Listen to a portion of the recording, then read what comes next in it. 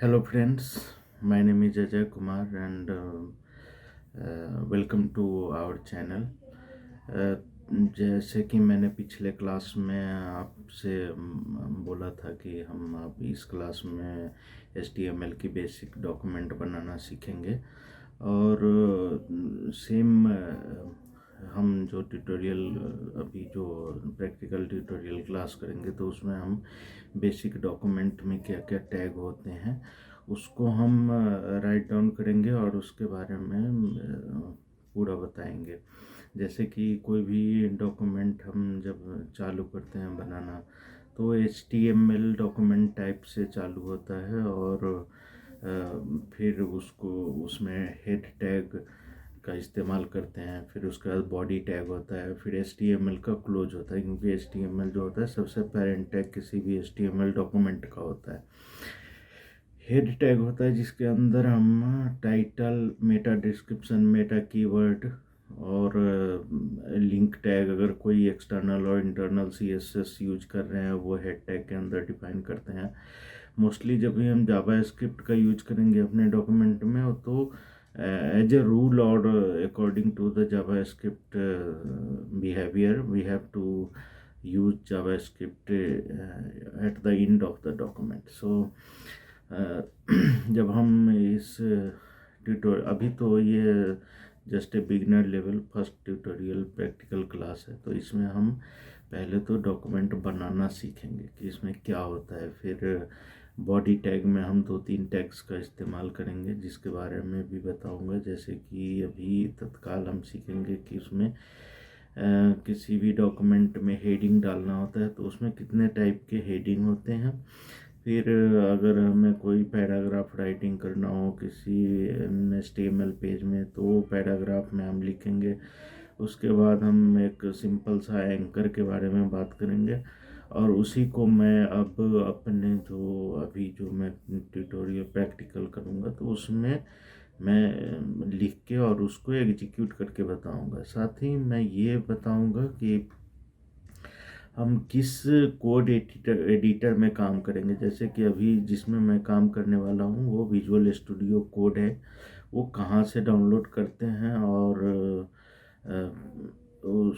उसका जो लिंक है वो वीडियो के डिस्क्रिप्शन में मैं पोस्ट कर दूंगा। साथ ही हम किसी भी HTML डॉक्यूमेंट या वेब डेवलपमेंट करते हैं तो उसके लिए जब हम काम करते हैं तो लोकल सर्वर सेटअप करना होता है जो कि जैम्प सर्वर है।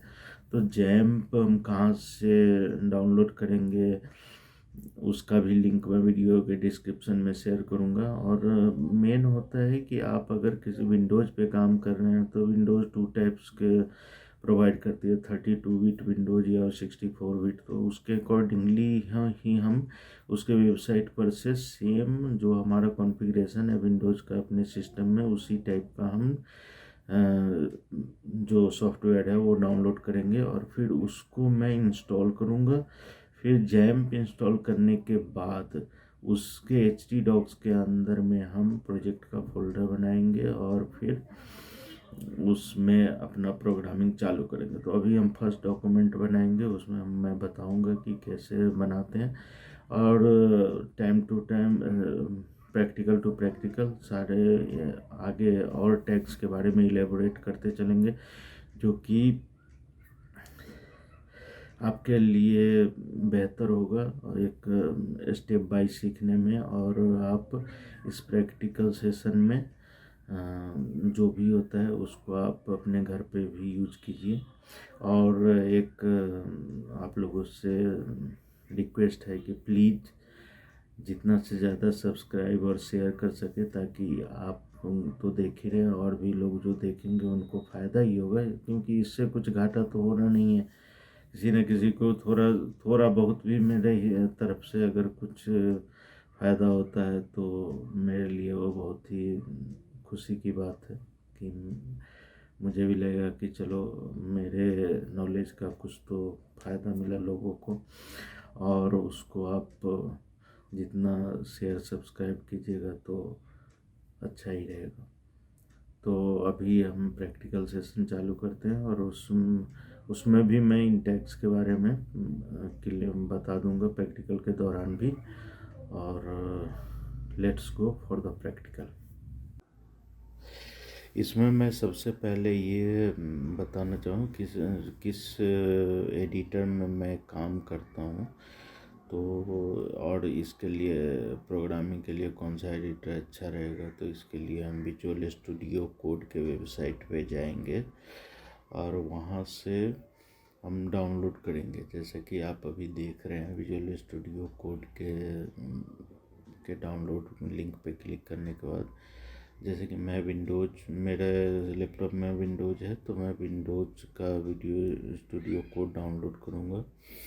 मेरे इस सिस्टम में ऑलरेडी पहले से डाउनलोडेड है तो मुझे इसको इंस्टॉल करने की ज़रूरत नहीं है। आपको मैं ये लिंक वीडियो के डिस्क्रिप्शन में शेयर कर दूंगा जहाँ से आप ये डाउनलोड कर सकते हैं। उसके बाद जब हम प्रोग्रामिंग करते हैं तो उसे एग्जीक्यूट करने के लिए हमें सर्वर की ज़रूरत होती है। जो सर्वर जैम्प सर्वर होता है विंडोज़ के लिए, वो हम यहाँ से डाउनलोड करेंगे, जो कि मेरे पे ऑलरेडी इंस्टॉल्ड है। तो इसके अभी लिंक मैं वीडियो के डिस्क्रिप्शन में शेयर कर दूँगा। अब हम प्रोग्रामिंग जो हमारी फर्स्ट ट्यूटोरियल क्लास है HTML की प्रैक्टिकल सेशन वाली, तो वो मैं चालू करूँगा। इसके लिए मेरे सिस्टम में जो जैम्प इंस्टॉल्ड है, मैं उस फोल्डर में जाऊँगा। वहाँ पे htdocs होता है जिसके अंदर हम प्रोजेक्ट्स के फोल्डर बना के और उसके अंदर हम अपना प्रोग्रामिंग या जो भी कोडिंग है वो चालू करते हैं। तो मैं यहाँ HTML नाम का फोल्डर बनाऊँगा।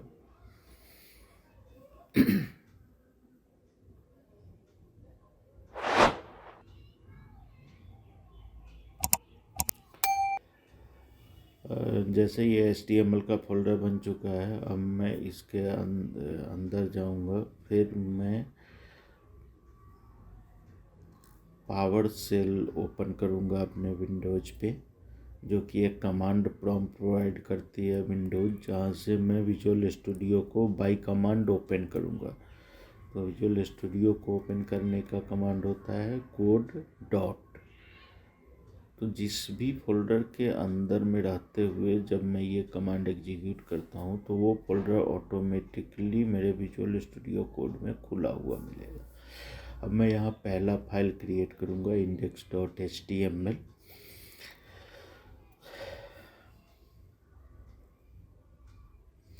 ये index.html यहाँ पे मेरे में HTML5 का एक्सटेंशन विजुअल स्टूडियो में पहले से डला हुआ है। मैं यहाँ HTML5 का जो एक्सटेंशन है उसको यूज करते हुए जो एक प्री डिफाइंड डॉक्यूमेंट होता है वो यहाँ मैं ओपन कर दिया हूँ। अब मैं इसके अंदर जो शुरुआत के जो टैग्स हैं HTML के एलिमेंट्स, वो मैं प्रैक्टिकली करके दिखाना चालू करूँगा। जैसे कि मैं यहाँ पहले H1 टैग से चालू करता हूँ।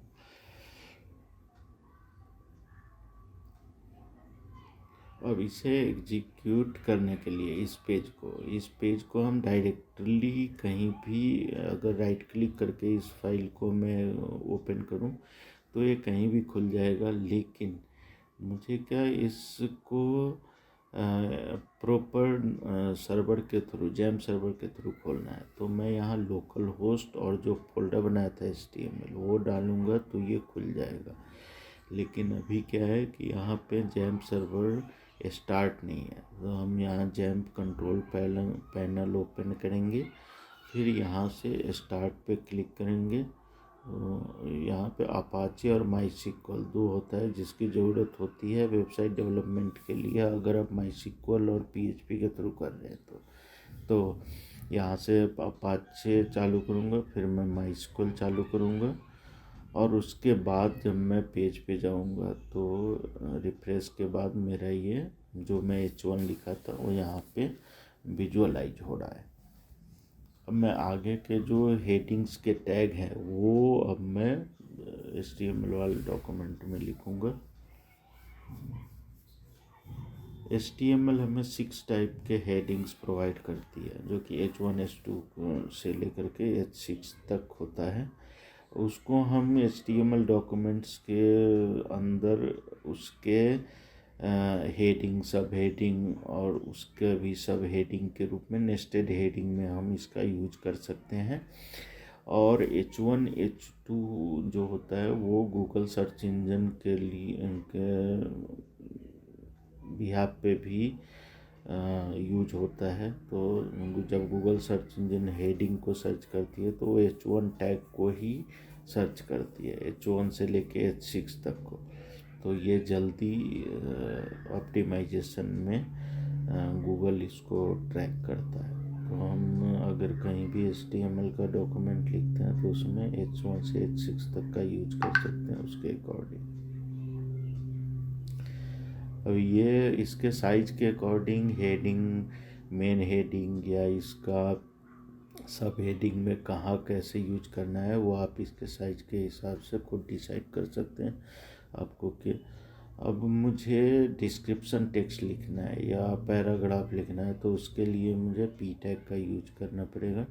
और उसके अंदर अभी जो मैं टेक्स्ट यूज करूँगा तो उसके लिए lipson.com एक है वेबसाइट जहाँ से आप जंक टेक्स्ट, अब आप डायरेक्टली कुछ भी लिखेंगे तो बकवास टाइप का लगेगा, लेकिन हम यहाँ से एक प्रॉपर फॉर्मेटेड पैराग्राफ यहाँ से कॉपी करके और वो हम वहाँ पे प्लेस करेंगे। और जो कि उसका वो एक लगेगा कि ये लगता है जैसे कि कुछ प्रोफेशनल लिखा हुआ है, लेकिन इसका कोई मीनिंग नहीं होता। इसलिए इस पर किसी कॉपीराइट या कंटेंट कॉपीराइट का कोई प्रॉब्लम भी नहीं आता है। तो अगर आपको भी कहीं यूज करना हो, जब आप कोई वेबसाइट का डिज़ाइन कर रहे हो और पैराग्राफ लिखना है तो आप lipson.com का यूज कर सकते हैं।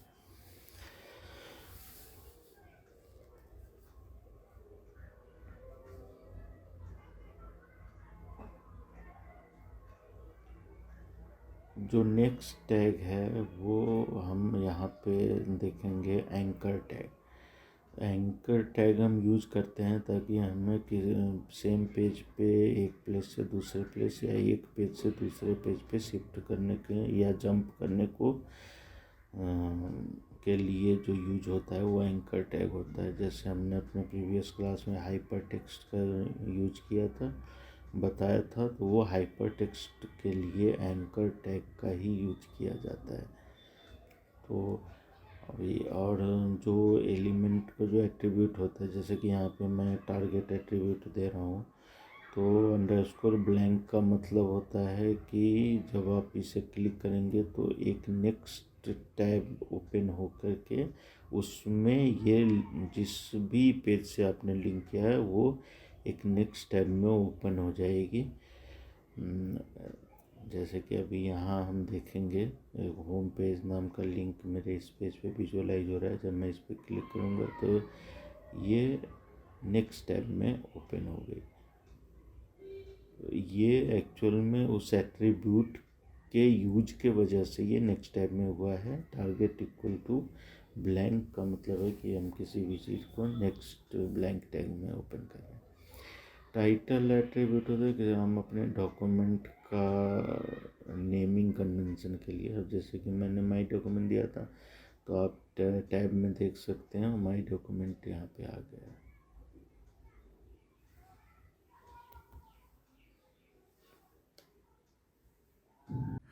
अभी जैसा आपने इस प्रैक्टिकल सेशन में देखा कि हमने HTML का डॉक्यूमेंट बनाया और इसमें जो हमने हेडिंग टैग्स का इस्तेमाल किया।